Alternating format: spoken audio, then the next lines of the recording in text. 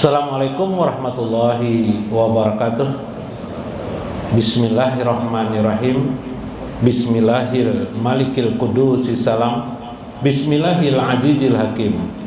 Wassalatu wassalam ala sayyidina wa nabiyina Muhammad wa ala alihi wa sahbihi ajmain. Fa inna insyaallah ab'asu li kitabi Syekh Ibnu Athaillah Al-Hikam wa nafa'ana bihi wa ulumi bidarain amin ya rabbal alamin. Mudah-mudahan melalui saluran Syekh Ibnu Athaillah kita mendapatkan rahmat dan kasih sayang dari Allah Subhanahu wa taala, terus menerus mendapatkan nasr, mendapatkan pertolongan, bantuan daripada Allah Subhanahu wa taala dalam hidup kita kapan saja dan berkeadaan apa saja. Amin ya rabbal alamin. Faqala al-mu'allif rahimahullah, berkata Syekh Ibnu Athaillah, kaifa takhruqu lakal awaid wa anta lam takhruq min nafsikal awaid. Ujar Syekh Ibnu Athaillah, kaifa takhruqu lakal awaid, bagaimana engkau akan mungkin punya kemampuan luar biasa seperti karamat-karamat, wa anta lam takruk min nafsikal awaid, sedangkan engkau tidak secara luar biasa melawan nafsu dirimu sendiri. Nah, artinya kalau orang ingin mendapatkan karkun lil adat di luar kebiasaan, maka tentunya harusnya Anda juga harus menjadi orang luar biasa. Luar biasa dalam hal apa? Melawan hawa nafsu, gitu kan? Nah, kenapa kita tidak mendapatkan kemampuan luar biasa, karamah diberikan Allah? Karena nyatanya kita sendiri melakukan dalam hidup banyak bukan luar biasa, biasa-biasa saja. Yang biasa-biasa itu pun ingin diketahui orang lain, makin nyai habis. Kaifa takhruqu laka ayyuhal murid ay tatma'u an takhruqa lakal awaid bi an tuzhiru ala yadat karamati qata'il ardi wa anta lam takhruq min nafsikal awaid.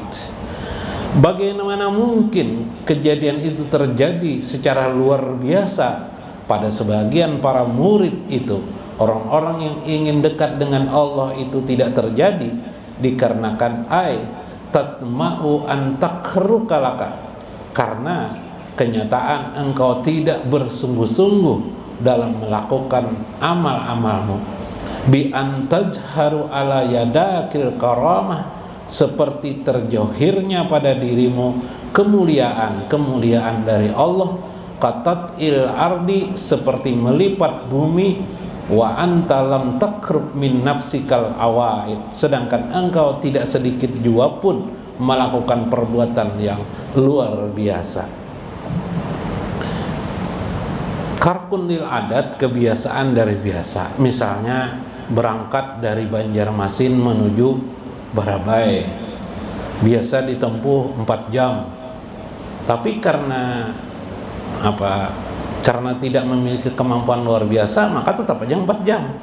Tapi ada orang yang diberikan Tuhan kelebihan, 4 jam biasa melakukan perjalanan dengan kendaraan, bisa saja tembus sampai 3 jam saja. Padahal dia menjalankan kendaraannya biasa-biasa saja, atau 2 jam saja kendaraan itu. Atau dia tidak merasa lelah pada perjalanan yang jauh, sementara orang-orang pada umumnya kelelahan. Misalnya dari Banjarmasin ke Kalimantan Timur misalnya. Ini sesuatu yang sifatnya luar biasa. Atau lebih cepat daripada itu, yang dulu dikenal dengan istilah qata'il ardi, seperti orang yang bumi itu terlipat, ya. Bumi itu dilipatkan Allah sehingga terjadilah waktu yang sedemikian rupa dekatnya. Dalam dunia saintis modern sudah ditemukan istilah ada lorong waktu, yang abad modern ini dikenal lagi dengan istilah kuantum. Kuantum itu suatu waktu ternyata alam semesta ini dihimpit oleh ruang waktu. Ada materi, ada non materi atau anti materi. Luar biasa. Dulu sudah ditemukan atom, sampai dijadikan orang ledakan atom yang sangat luar biasa, yang terkecil dari sebuah sistem materi itu meledak. Ini lebih kecil daripada atom, mungkin disebut dengan anti materi. Nah, anti materi ini luar biasa. Apabila anti materi ini dapat terkurung di suatu tempat dan dibenturkan, maka hancur dunia ini. Luar biasa. Ternyata manusia dipengaruhi oleh kuantum. Hidup manusia dipengaruhi oleh sesuatu lorong yang tidak ada waktu di dalamnya, yang tidak ada materi di dalamnya. Disitulah kenapa bisa kejadian seseorang berpindah dari satu tempat ke tempat lain dalam waktu yang sangat sebentar saja. Itulah yang terjadi pada baginda Rasulullah SAW pada peristiwa Isra dan Mi'raj. Isra dan Mi'raj itu di dalam sebuah hadis Bukhari, tempatnya duduk Nabi itu sampai masih hangat lagi. Jadi beliau berangkat, tempat duduk itu kan hangat, tempat duduk beliau di dekat Ka'bah itu, di sandaran Ka'bah itu. Beliau berangkat, pulangnya beliau masih terasa hangat lagi, belum hilang lagi hangatnya. Berarti diperkirakan hanya mungkin 1 atau 2 menit atau 3 menit saja perjalanan Isra Mi'raj itu.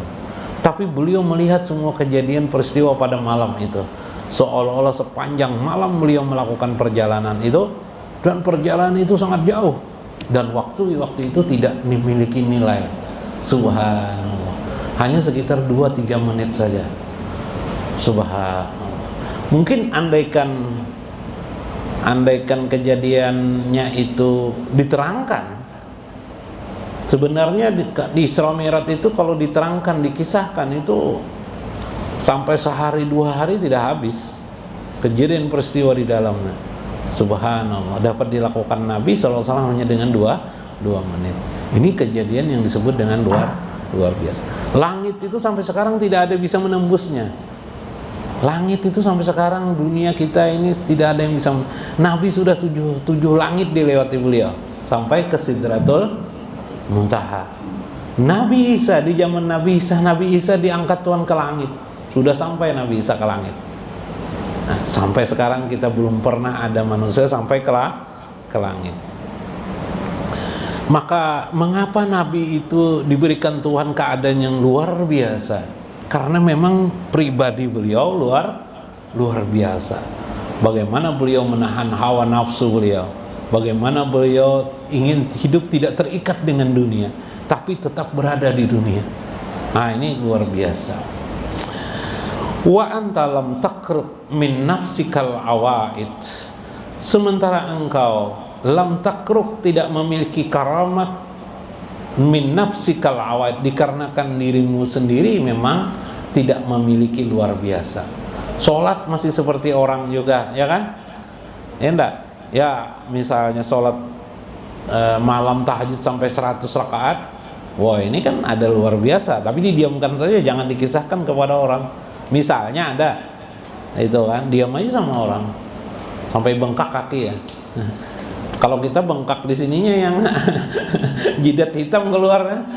Nabi tidak jidat hitam, tapi kaki beliau bengkak akibat sholat. Itu akibat ruku. Jadi kalau Anda sampai ratusan rakaat sholat,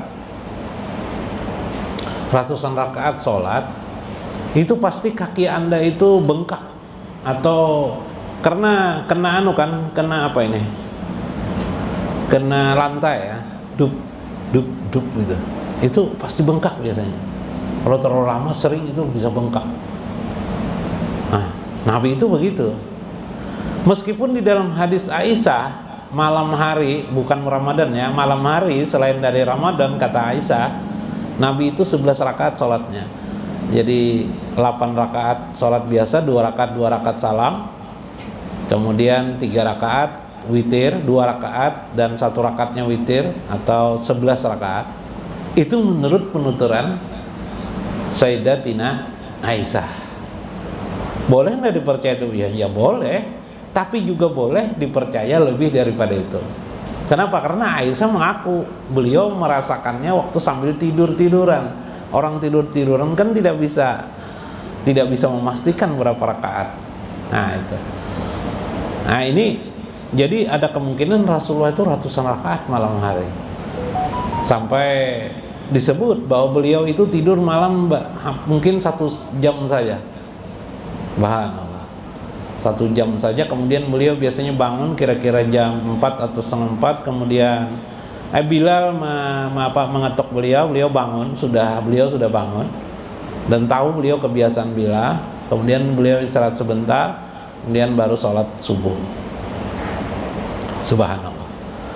Makanya kegiatan saya Abdul Qadir Jailani itu malam hari itu begadang, beliau ba'amaliyah. Kita begadang juga malam tapi berokokan. Ya Allah, beliau mengaji Al-Quran, berzikir, amaliyah luar. Sampai-sampai pembantu beliau mengatakan kadang-kadang sampai tubuh beliau itu hilang dari tempatnya, karena begitu asik. Jadi memang orang asik tuh sampai masuk ke alam non materi tadi ya, jadi tidak materi lagi. Jadi orang yang asik bebacaan, bahasa Banjar amaliyah, itu memungkinkan tubuhnya itu menyelinap atau tertutup oleh non materi. Nah itu yang terlihat tidak kelihatan. Jadi itu tanpa disadari oleh pelakunya, tapi orang lain yang melihat itu. Nah itu yang luar biasa. Makanya amaliyah bacaan tuh bagus ya. Kalau orang dulu tuh bahkan sedikit aja bacaan, tidak macam-macam tapi diamalkan. Kalau binian bopopor bacanya maulid salawat Allahumma sholli ala sayyidina Muhammad, mau berjalan, mau masang baju baca salawat, ya kah? Sedikit-sedikit amalan tapi terus menerus. Itulah yang disebut Nabi dawam fil amal tuh, dawam terus mengawal tuh akan menimbulkan kekuatan pada orang tersebut. Ai ma'tatahu minal kibri wal ujubi wa da'wa wa ghairi jalika. Bahkan yang terjadi kebanyakan orang sudah melakukan amal-amal, kata Syekh Ibnu Athaillah, justru dia kibir itu kemarin sombong ya, merasa hebat dari manusia yang lain. Ini kacau lagi. Sudah juga kita beramalan secara luar biasa, mungkin tadi sholat tahajud sampai 100 rakaat atau punya amalan khusus, tapi yang jadi masalah timbul lagi, kita masih rasa sombong, merasa lebih hebat daripada orang lain, seperti ujub, ujar beliau, mendakwakan diri hebat daripada orang lain, alim pada orang lain. Nah ini karena kita belum jadi wali. Kalau sudah jadi wali itu dilindungi Allah. Aulia Allah itu sampai kesalahan seseorang aulia Allah itu dilindungi Allah, di mana dia cepat langsung menyadari dan bertobat kepada Allah Subhanahu wa ta'ala. Atau kesalahan-kesalahan yang sengaja dibiarkan Allah, tetapi kesalahan itu tidak mengandung dosa, tidak menyesatkan orang lain, tidak membuat orang lain sesat, dan tidak mengandung dosa. Allah biarkan sekedar untuk menutupi orang itu dari kewaliannya. Kalau kita pada umumnya memang salah. Nah itu karena para aulia Allah itu sudah biasa mengamalkan sukut itu diamnya itu adalah zikrullah. Kemarin sudah ada pelajaran bagaimana sukut itu, diam itu menjadi zikrullah. Ini penting ya memahami. Fakharakal awaid bizuhuri syai'in minal alimil qudrah min alam, maka semua itu kharkun atau kebiasaan yang luar biasa, bizuhuri syai'in dengan tampaknya sesuatu, min alamil qudrah dari alam kudrat ini, la yakramullahu bihi illa min kharkin awaidin nafsi, tidak mungkin terkeluar pada seseorang di alam nyata ini kecuali memang karena orang itu luar biasa kebiasaan amal. Misalnya amal orang itu ada, misalnya bukan hanya amaliyah bacaan, misalnya pandai dia bersedekah, pandai dia bersedekah, hidupnya itu hampir sedekah saja, hidupnya sedekah, dapat uang dia kemana dikeluarkan, sehingga Allah melipat gandakan kekuatan kepadanya. Dan itu janji Allah, menjalladi sadaqatan, siapa yang melakukan sadaqatan payudaifu lahu ad'afan kasiratan, Allah akan lipat gandakan ad'afalahu baginya, mungkin kekuatan, mungkin rezeki, kaya, makin kaya. Atau dia tidak, sebenarnya orangnya ya tidak begitu pintar, paham pian lah, karena tapi pintar, kalau dihitung-hitung mencari rezeki ini pasti kalah dengan orang usahanya biasa saja, tapi rezekinya berberkah, meningkat terus. Dan dia orang itu pandai bersedekah, makin hari makin tak terasa dia memiliki kekayaan, dia bersedekah terus, Allah lipat gandakan terus kekayaannya secara luar biasa. Ini luar biasa orang ini, maka pantas mereka mendapatkan karamah. Karamahnya apa? Karamah itu tidak hanya melipat bumi, mungkin dia ini tadi itu tidak melipat bumi, tapi karamahnya apa? Setiap mencari rezeki yang diinginkannya pasti terjadi. Nah, ini suatu karamah padanya. Apa di hatinya pengen? Jadi. Ini karamah diberikan Allah kepada seseorang. Meskipun karamah itu terlihat bersifat duniawi. Tidak ada beda dengan kesaktian. Kesaktian bisa, kekayaan pun bisa. Subhanallah, indah sekali. Sehingga orang ini tidak lelah-lelah bekerja, tapi rezeki menjadi datang. Ada enggak pernah melihat ada orangnya bekerja tidak, tapi rezekinya banyak? Banyak, yang banyak itu kita lihat memang orang itu tidak bekerja, ya rezekinya pas-pasan banyak. Yang kita bicarakan adalah orang yang tidak bekerja tapi rezekinya lebihan, bahkan untuk membantu orang lain. Itu karamah, itu karamah. Dia tidak bekerja atau bekerjanya biasa-biasa saja, tapi kekayaannya luar biasa. Ini namanya adalah juga karamah bagi orang mukmin, karena Allah akan melipat gandakan janji. Jadi pekerjaan yang luar biasa ini harus juga dipahami dua hal, segi-segi johir dan segi-segi yang disebut dengan ihsan atau segi-segi yang bersifat gaibah. Yang johir itu tadi kelihatan banyak sedekahnya, atau yang johir itu amaliyahnya, sholatnya tahajud, atau dia sholat sunat yang lainnya, atau dia suka membaca wirid bacaan. Orang baca wirid itu pasti ada nanti minimal maunah. Sebelum karomah itu namanya maunah. Maunah itu kelebihan yang diberikan Allah kepada orang mukmin, baru nanti karomah. Nah, itu johir. Batinnya adalah irfan. Karomah berupa kasyaf, yang disebut dengan kasyaf maknawi, bukan kasyaf hisi, bukan. Kalau kasyaf hisi itu seperti saya tahu misalnya di kantong orang itu berapa uangnya, ya sudah tahu aja. Atau di hati orang itu apa dia berkata, tahu, mudah menjawab, dijawab. Itu namanya kasyaf hisi, namanya kasyaf indrawi masih. Tapi ada lagi kasyaf yang disebut dengan kasyaf ma'nawi. Ini karamah ini. Ini karamah yang luar biasa. Kalau yang pertama itu baru maunah. Yang dua ini kasyaf ma'nawi adalah asrar ilahi. Mengerti tentang rahasia Allah Subhanahu wa ta'ala di alam semesta ini. Nah, ini Nabi Muhammad sallallahu alaihi wasallam. Ini posnya langsung Nabi ini. Posnya. Kalau yang pertama tadi tidak perlu Nabi itu posnya. Kalau yang kedua ini posnya langsung Nabi sallallahu alaihi wasallam. Jadi atau mengetahui sesuatu keadaan seseorang. Nanti si A, si B ini akan bercerai dia. Lalu dia langsung mendoakan kepada siapa? Yang bersangkutan itu supaya tidak bercerai. Tahu dia bahwa misalnya di Banjarmasin orang itu Atau di Indonesia tahu dia di belahan bumi mana Indonesia akan terjadi musibah besar, dia berdoa duluan. Orang lain tidak berdoa, dia berdoa duluan. Ini kemampuan yang disebut dengan karamah. Yang kedua tadi maknawi sudah.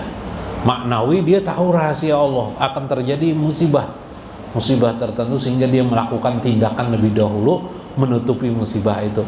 Nah, inilah yang di dalam hadis Nabi, kata Nabi, kalian mendapat rezeki, kalian terhindar musibah, boleh jadi hanya dikarenakan seseorang yang dirahasiakan Allah Subhanahu wa ta'ala. Subhanallah.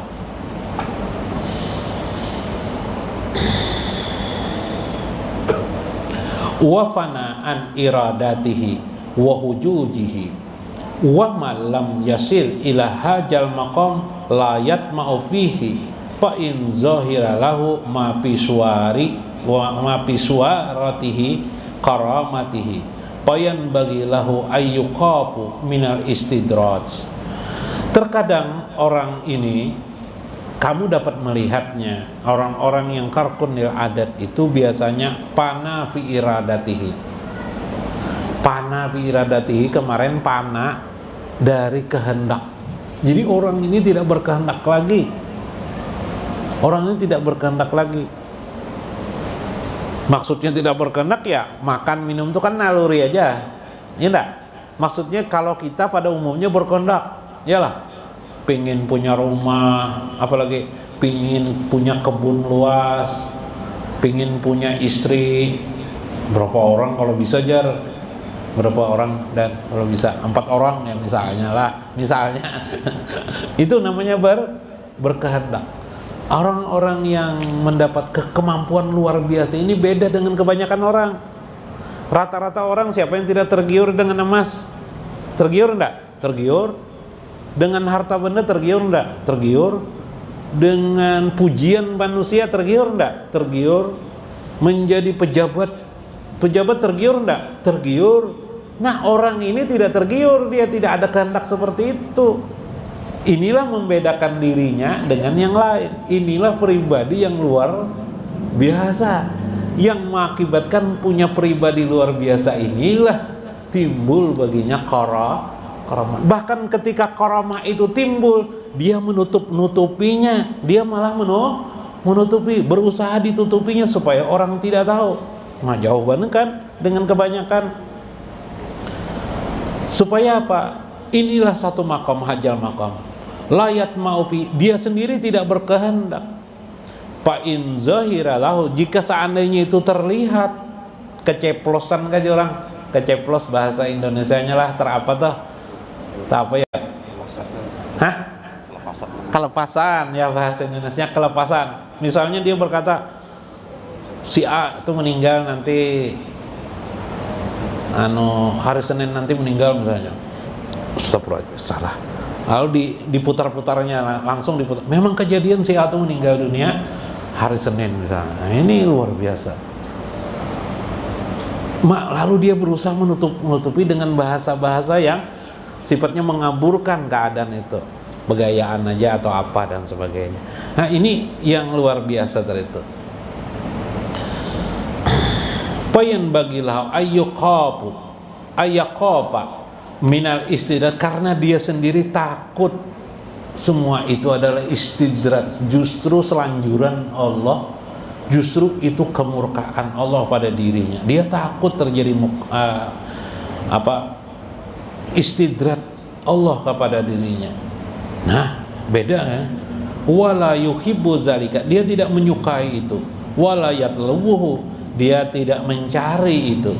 Fa in ahabbahu aw talabahu kana zalika dalilan ala baqaihi ma iradati. Inilah dalil, alasan, bukti, bahasa lainnya, inilah bukti fakta seorang aulia Allah itu betapa kenapa Allah itu memberikan suatu keadaan luar biasa pada dirinya, karena dia sendiri pun ketika diberikan Tuhan karamah luar biasa, dia menutupi karamah itu. Pahamlah menutupi. Dia berusaha orang lain tidak tahu. Dia malah menyikapi, dia gelisah kalau orang lain diketahui. Kalau kita terbalikkan, begitu disebut orang wali kah atau punya karamat, makin senang. Iyalah, itu pertanda dia bukan aulia Allah, itu pertanda dia bukan karamah, itu palsu sebenarnya. Yang asli itu dia menutupi kelebihannya. Subhanallah. Nah, wah kalau kayak itu gue banyak nang palsu, ya mau tidak mau teorinya seperti ini. Kita tidak kepada orang lain si ACB tidak tahu, tapi teori Syekh Ibnu Athaillah, kebiasaan para wali itu menutupi segala hal kemungkinan jika karamah itu terjadi. Karena itu perkataan Syekh Abdul Qadir Jailani pernah mengatakan, karamah itu seperti perempuan haid. Tahulah perempuan haid, seperti perempuan haid karamah itu. Sebenarnya bagi aulia Allah, karamah itu seperti perempuan haid. Artinya pasti keluar perempuan, iyalah haid itu pasti keluar Kak. Tapi dia makin pandai menutupinya sehingga orang lain tidak mengetahuinya. Subhanallah. Mudah-mudahan kita termasuk dan tergolong orang-orang yang mendapatkan atau mampu melakukan perbuatan yang luar biasa dalam hidup ini. Maksud luar biasa itu ialah luar biasa mujahadah kita, kesungguhan kita untuk dekat kepada Allah Subhanahu wa taala. Luar biasa kita untuk menggapai dia dengan irfan, pengetahuan irfan kepada Allah Subhanahu wa taala. Wallahul muwaffiq ila aqwamit thoriq. Wassalamualaikum warahmatullahi wabarakatuh.